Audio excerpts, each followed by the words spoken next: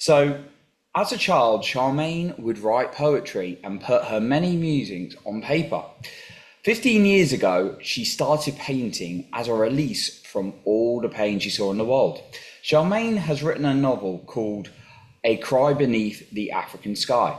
In 2014, she published Let the Rain Fall, sung by Jack Casey. Charmaine also wrote From Tears to Triumph and recorded an audio CD, A New Season, A New Song. Sharmaine, also known as Dr. Sharmaine Dobson, has a master's in counselling and is immersed in both counselling and ministry as the Lord allows. Sharmaine is passionate about change and women's core rights. She speaks on behalf of those who are disadvantaged and distrodden, as Proverbs 31, 8-9. Open your mouth for the mute, for the rights of all who are destitute. Open your mouth, judge righteously, defend the rights of the poor and needy. ESV version. Charmaine is a wife and mother and grandmother. Disclaimer. Any of the guidance offered by the podcast host, myself, or the podcast guests is our own guidance. We are not liable for any of the actions the podcast listener decides to do. Welcome to the show today, Sharmaine. Glad to have you on. Thanks, Johnny. It's wonderful to be part of your show. I really appreciate the time.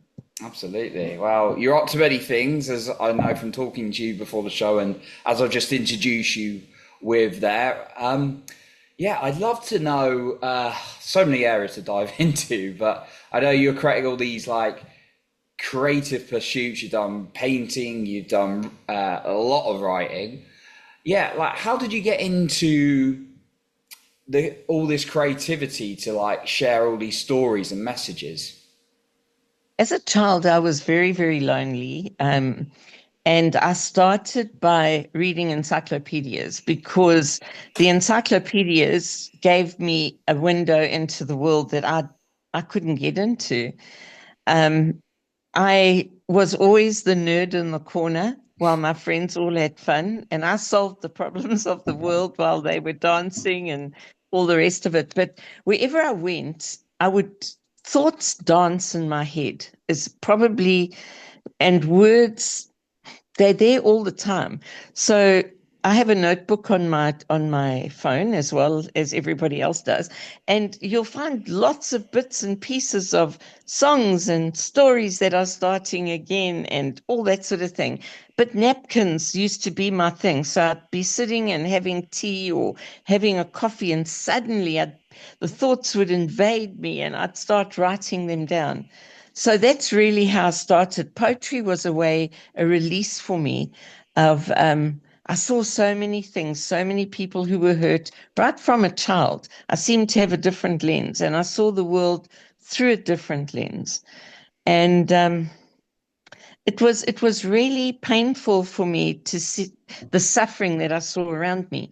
That's why one of my biggest achievements, I thought, was perhaps when I headed up an organization called Pagamisa Projects in Africa.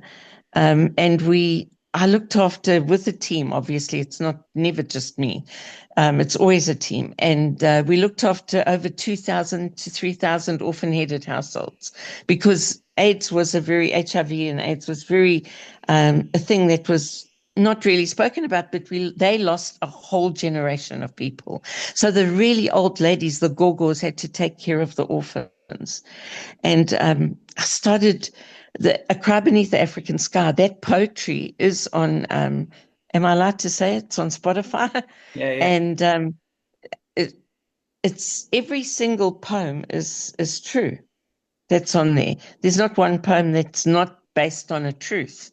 So that's where I always get my inspiration, from working with people, finding out what's happening in their lives, and hoping that my words can take wings of healing to very, very many other people. Honestly, the Masters in Counselling is important because that's been my breadbasket for as long as I can think. I've counselled. I left counselling for a while. I used to work for MCOL, and I left. I was headhunted to start a franchise. So, and I thought that would be a great way that when I mentor people, especially business people, if I don't know about business except running a counseling practice, how am I going to help them? So for 6 years, I developed franchises and I had fun doing that. That was wonderful. And I've done lots of things, I think. But I think if you take all the things we do in life and we see it like a tapestry, and each part of your life has a different color. So sometimes you have bits of black, sometimes you have gold that's coming through in the tapestry, and sometimes it's scarlet. But all together, it makes up this beautiful picture of your life, like your life, Johnny. Everything you've done, everything Chase has done. I mean, I can't believe that a young, dedicated man like Chase has given me this opportunity to speak to you. And they've been absolutely fantastic with promoting my book. It's just it like all comes together in different colors and it's vivid and it's wonderful. I love that. It's certainly sounds like all of this has taken you on an adventure and a mixture of different ways of expressing and getting out in the world. And the latest book, it's called Whisper in the Storm, right? Yes, Yeah. because even a whisper can be heard. Even a child's whisper can be heard because there's so many children that are hurting. There's so many men and women that are hurting and they don't know what to do with it. And my dream is with the book that people will be able to feel and they will be able to know that they're not alone in the world and that there is a way forward for them. And that if somebody else could do it, they can do it too. There's an opportunity for them to grow. There's an opportunity for them to come out of the abuse. There's an opportunity to come out of their brokenness. That's what my prayer is for the book. So yeah, I like what you said there. Like you can even hear like the smallest whisper in the storm. I was going to ask you That's where right. the name came from. Whisper in the storm, even the smallest Yes. whisper. I love that. And that's why the new one's called The Broken Road, because even in a broken road, when the sun shines down, it shines into those cracks and little flowers grow out of the cracks. So there's always hope.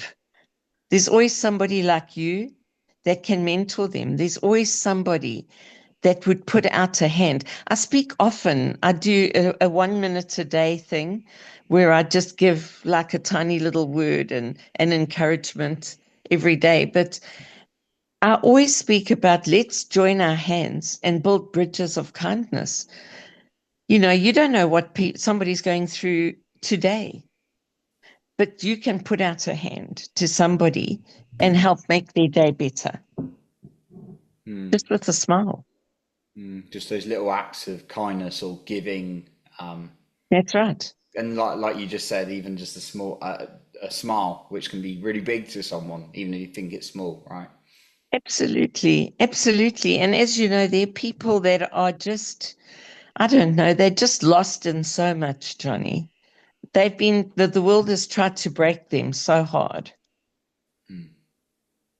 I said to somebody yesterday, a young lady that's very, very broken, and I said to her, you know what, you think you're broken, but, and you know the story, Johnny, of the Japanese, what they do when a vase breaks and they pour gold into it. And the gold enhances the value of the vase.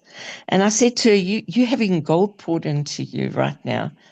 You're changing things. Your mindset has to change because the world creates a mindset inside of us where it engraves, the trauma is engraved, things are engraved into us, and we think we can't change, but we can change. But it takes it takes absolute standing and deciding that every day I'm going to change one thought, just one thought, because our thoughts create our world, don't they?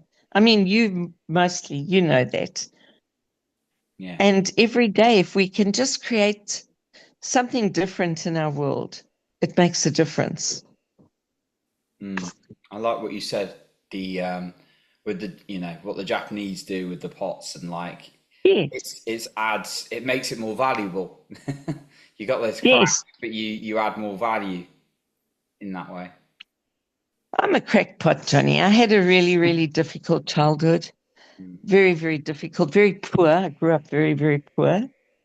mm, Never really had anything. I only had cut up dresses, cut up cloth made into dresses, and I always looked funny until I started work very, very young, as most people do, and and I was always determined that this would not be my end.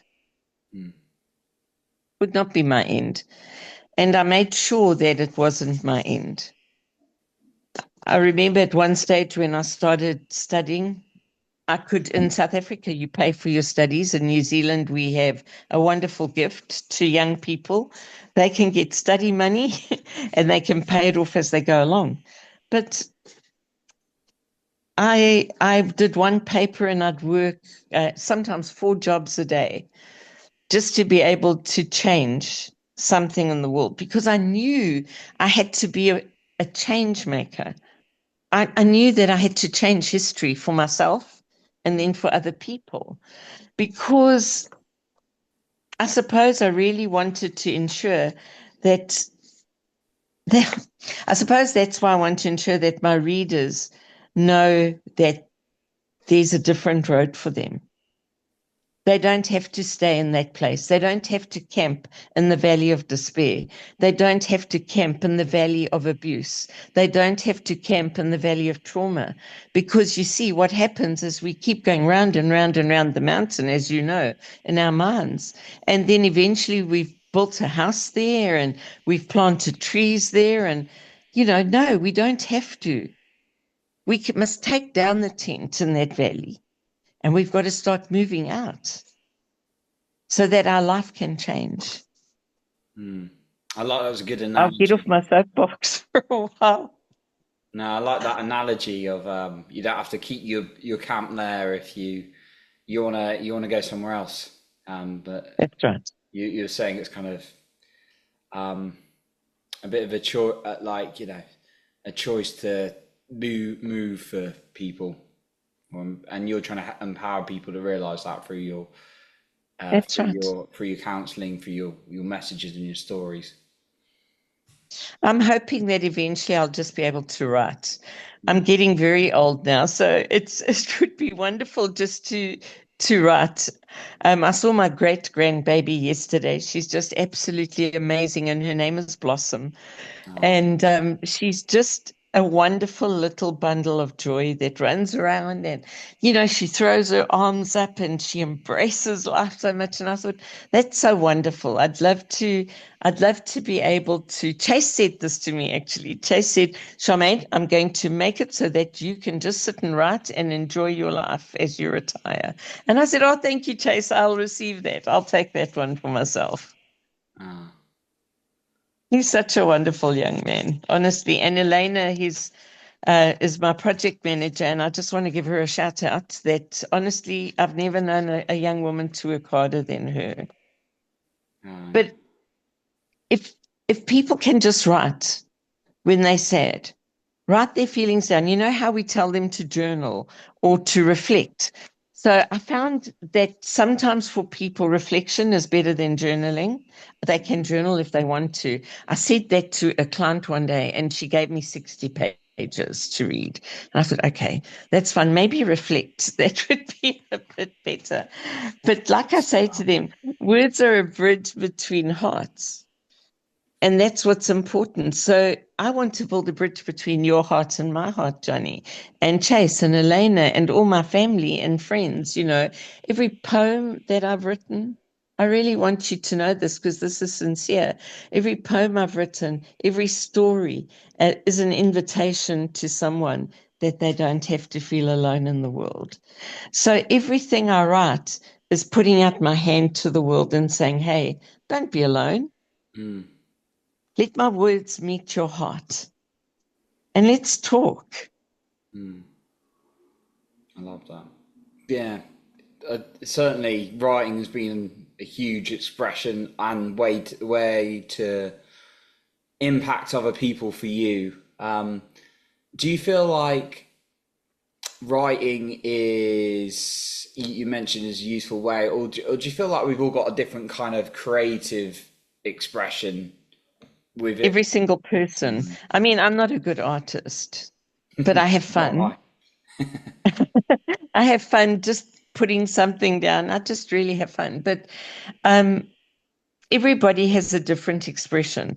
Some people would express themselves not necessarily with writing, they find it difficult. They might want to record things on their phone. They're very good at doing that. They might run. And when they run hard in the morning or in the evening, they find that wherever they're running, something is happening inside of them. There's a cleansing, there's a they're getting a new gift of life as they run. There's a young woman that I know that runs maybe 15 kilometers a day. That is her Wow. goal every day. I know. And I admire that. But that's not what I can do. I Mm, used to want to do things that other people could do, but I found that that's not authentic. I need to be true to myself. I need to be authentic with myself. And when I can be authentic and say who I really am, mm, then I don't have to sit here and put on a show for you or with anybody else. I can just be me. Not everybody's going to like me. Not everybody does like me. Not all my clients think I'm kind and sweet, old lady, but that's okay. And I tell them that. I said to them, in parts of your journey where you walk, you might trip and fall, but I'm going to catch you. And you might not like the fact that you've tripped mm, because you think it's an instant thing. It's not an instant thing. It's a journey, but I'm going to walk with you on your journey. I'm going to be there with you. And I think that's really important, honestly, that we can do that for people. And you do that, Johnny. You do that so well. mm. I appreciate that. I'm just here to get people's messages out in the world and yeah, hear how they've overcome things and the kind of work that people like you are doing. And yeah, it's fun for me. And that what kind of came up for me there was you found your way, which is, or maybe a couple of ways. You know, you like your writing, you like expressing that to people. You mentioned that individual you knew who likes 15-kilometer runs a day. That's someone else's, right? And that's, yeah, I didn't think of it like that, but that's kind of a creative expression. It Yeah, is yeah. because you're challenging things within yourself. Mm, You're challenging things, and it's a discipline because everything in life is a discipline. Even if it's just, I've got another particular person that I would not really perhaps like to talk about, but I'd like to say that they on the top of their field, but we've had to do a system for them where they put a reminder on their phone for every hour. Get out of bed, shower, have breakfast, have a coffee, go to your board meeting or whatever it is. And that's okay, because that's what they've got to do for now.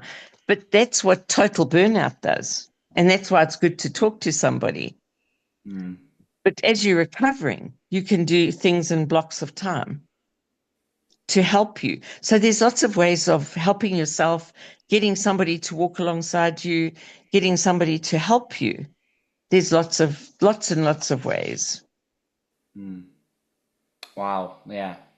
Burnout's yeah, a big one that lots of people talk about. You mentioned there as an example. Yeah, really impact. Is that many people you work with kind of or come across I like that? have maybe three parts to my practice. So my main contract is with sensitive claims. Mm, My next part of my practice is where I do a lot of marriage stuff and just everyday stuff, marriage counselling, trying to see if we can repair the road in the marriage. And then the other part is I like to mentor business people.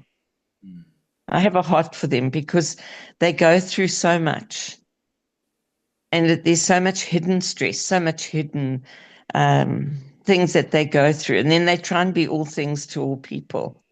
And they can't be because they wear the one hat when they go home. I did a wonderful talk the other day and I wore 10 masks or as many masks as I could find in the $2 store.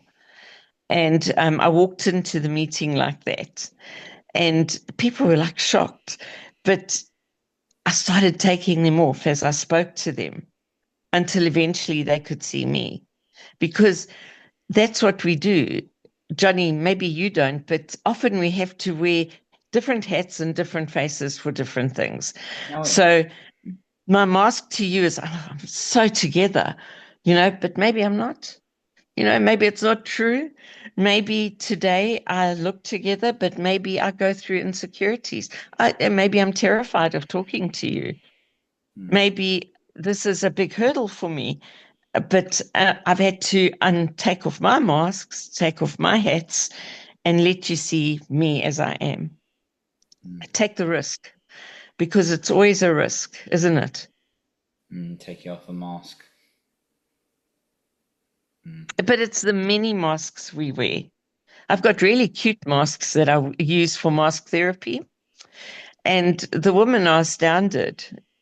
And I make them stand in front of the mirror and we take the masks off and we talk about our different masks. And businessmen love it because you know the story of the dash, hey? Of the what? Sorry. The dash. So the most wealthy place, where's the most wealthy place in your city in Bristol? Which area would you say is the most wealthy place? Clifton. Those Okay. areas. I say it's the graveyard. Mm, And the reason it's the graveyard is because it's full of stories that haven't been written, full of songs that haven't been sung, full of ambition that's never been realized. So when I die, I want to die empty. I don't want to die full. mm, And I want to have taken risks in life that the risk that you might not enjoy interviewing me. Oh, well, I want you to enjoy interviewing me, but I have to take the risk mm, today for that. And I'm sure you take a risk every time you have to get up and speak to people about certain things. What's it going to be like? And what I love about you is your authenticity. thank you. And maybe you have a few masks you keep in your bottom drawer, but they're well hidden. So Mm, maybe there's a different you, there's a different me. But the thing is that I've learned as I've got older, because I'm 70 next year, and I would love to just be me and get rid of all that stuff that I want to give to the world. mm. It's a really good point. Thinking of like a graveyard and how much a really good point to think for the listener. I think because how much potential and story and greatness we've got within us when we come back to the true us. Um, Absolutely. Absolutely. What's your next book going to be called, Johnny? oh, my last book was end of last year, but not got a Come book on, in you the need works. another one at least. Yeah, it Get was a all that stuff out. men's mental health one I wrote last, wrote my life story in that Yeah. one. But yeah, yeah, maybe something about expressing yourself on podcasting. We don't know what's in the works. I think that's a wonderful, wonderful, wonderful way. It's really a great way of speaking and reaching people. I think it's amazing. Hmm. Yeah, maybe that's the next story. Yeah, books are always. I really enjoy the fact that you're also using stories as a way to express stuff and for people to do that. Um, and that can be a way for people to express emotions when I think of it a little bit as well. Um, for for the individual who's maybe very lost, like right now, and who they are, they've been wearing so many masks or taking on so much of other people's stuff through their life that they lose track of who they are, and they're like getting to a point in life, which I've done many times. I've been there, of like, who am I? Like, who am I really? What do I want? What would your guidance be for that individual who feels very like lost right now, but wants to discover who they are? It's such a good question. I would say to them, don't read your story to every person you meet. Mm, Keep your story for one trusted person. So often in life, we will tell our story willy-nilly to many people of who we are, what our trauma was. I'm lost. But find one person and go and talk to them. Find one person that you can be authentic with. mm, And your friend is not your counselor. Please remember that. Because so often we think that our best friend is our counselor. No, they're your friend. They're not your counselor. mm, Find a counselor you can talk to. mm, Find somebody that can walk with you, that can journey with you. And if you have to go to 3 different people to find the right person, do that. mm, Don't be afraid. In my practice, I have people that come to me and say, I can't pay you. And I say, that's okay. You were honest. Let's start. mm, So sometimes you've got to take the risk to reach out and find somebody who'll journey with you. Don't stay in that mess because when we're in a mess, our mess becomes bigger and bigger and bigger, Johnny. mm, And we become you know, all the things that come with it, anxiety, depression, and everything else when we're so isolated and we start self-isolating more and more and more. I mm, think you have to find somebody to talk to. mm. I think I really resonate with that, particularly in dark times. I'd also think what I took from what you were saying as well is not like telling everyone, there's, finding someone who can support you like a counselor and finding the right one for you, but then also finding your people, the people that you can be. I definitely found that That's in right. life. And then I found some That's other right. people who are like good people, not bad people at all, but just Mm, don't quite resonate with me. And I might not, resonate with them, which is fine, but mm, finding your people, and it's no judgment, you're just sometimes not a match for some people. So mm. that's kind of what I I took love away that. from that. Yeah. I have a friend, Suzanne, and she says, let's find our tribe. Yeah, that's it. You could have your own tribe. Mm, definitely. It's interesting, and for me, it has to. It's like an energetic kind of feel thing as well. It's not like a intellectual. 'Cause No. I've been in crowds and like I've been in like Tony Robbins world stuff. I'm like, well, these are great people. I'm like, does it feel quite right? And then it's like I found other ones. I'm like, wow, I love being around these people. It's And that's exactly the thing. perfect. Yeah. It's perfect. Mm, But don't tell your story to everybody. mm, It's not necessary that they know your whole story. And you'll find that there's bits of you can share mm, safely, but other bits, it's not for that time with that person. mm, Share it with somebody safe who can guard your feelings, who can take what you've given them and put it in a treasure chest mm, and keep it closed until you need to open it again. mm. I like that. Putting it in the chest. I like even these analogies. And that's yeah, I also like what you touched on about the right kind of professional support or like counselor or someone like that. That not Or every mentor. yeah, or mentor, and not everyone. You might take a couple of times, you were saying, to find the right one. Yes. Mm, yeah. It can take a while. It's not always when people start with me, I say to them, we first have an interview where they can ask me questions and see whether they think that I would be a good fit for them. Mm, Because not every person is for every person, as you've said. mm, mm. I like that. Yeah, really getting to know them in terms of who they are. Yeah. Yeah. So like when you are just curious about like your writing, when you're writing these books, do you kind of go all in for a period, or are you just kind of a bit by bit kind of writer consistently? Um, I wish I could go all in because don't you find that when you're writing, everything stays in your mind and all these people visit you and they don't leave you until you've done justice by them by putting them on paper properly. So I I do I I every half an hour I get, I put something down on paper. I've reduced my work days to 2.5 days. Then the Thursday morning, I've got the art therapy. But then now I've made space for the writing because otherwise the broken road's never going to happen. I find my writing won't happen. It's been jiggledy-piggledy, but I've got a poetry book as well with my musings called Through the Storm. I love storms. I have a great passion for storms. People think I'm a bit weird. When the wind is howling, I love to stand outside. Oh, it's quite I love to relaxing. feel the wind howling through.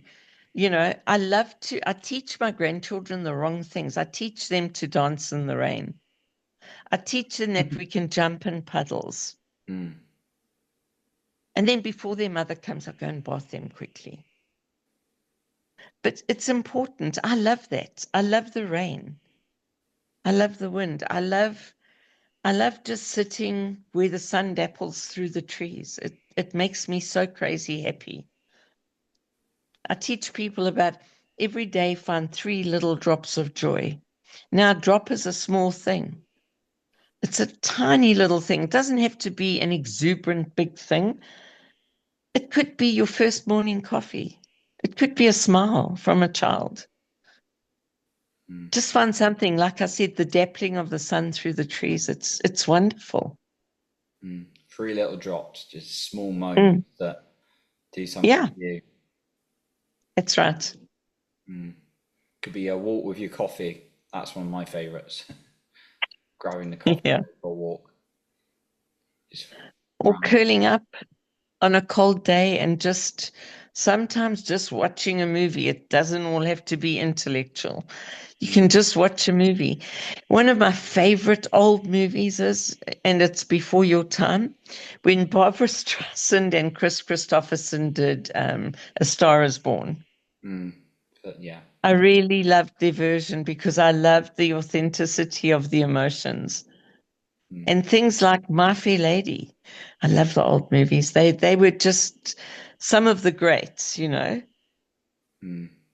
Enjoy that. Yeah, again, but I feel like it's what is right for the individual to That's what's correct. good for them to watch and kind of coming back to that. Exactly.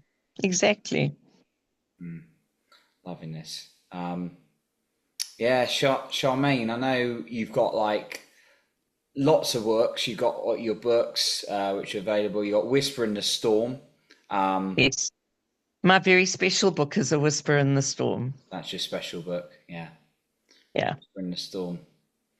Yeah. So Whisper in the Storm is available, isn't it, on like Amazon and uh, It's available places? at Amazon, Kindle, and my webpage is www.charmainedobson.com.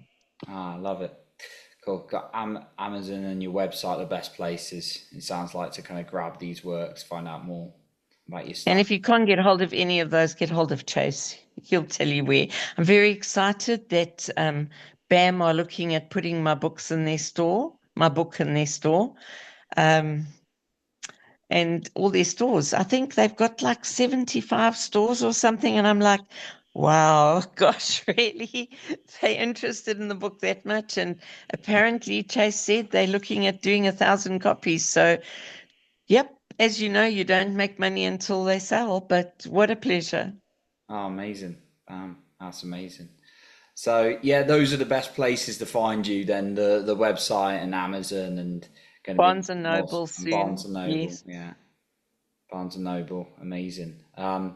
Yeah, I'd love to know, Charmaine, before we kind of close out today. You've shared many golden nuggets with us today, so thank you for that. We'd love to know if there's maybe a final message you wanted to share with us from anything you shared or anything to recap or anything you wanted to add. Yes, please. I just want to appeal to every single person out there. Don't be alone. There's always somebody you can reach out to. And remember, your story is your glory. And don't let anybody else trash your story. because your story is so significant. It's significant to you. And each and every one of you are precious, you're wonderful, and you're incredible. And don't forget, Jesus and I love you so much. Oh, amazing. I love that. Thank you, Charmaine. Great note to end with. And I want to thank you for the opportunity, and it's been wonderful meeting you. And if ever you want to do this again, just give me a shout. oh, amazing. Thank you, Charmaine. Thank you very much. Gold. So, Charmaine's books and links are going to be the show notes below this episode. So you can find her website, you can find her books. Very excited to share that. So just click in the show notes below.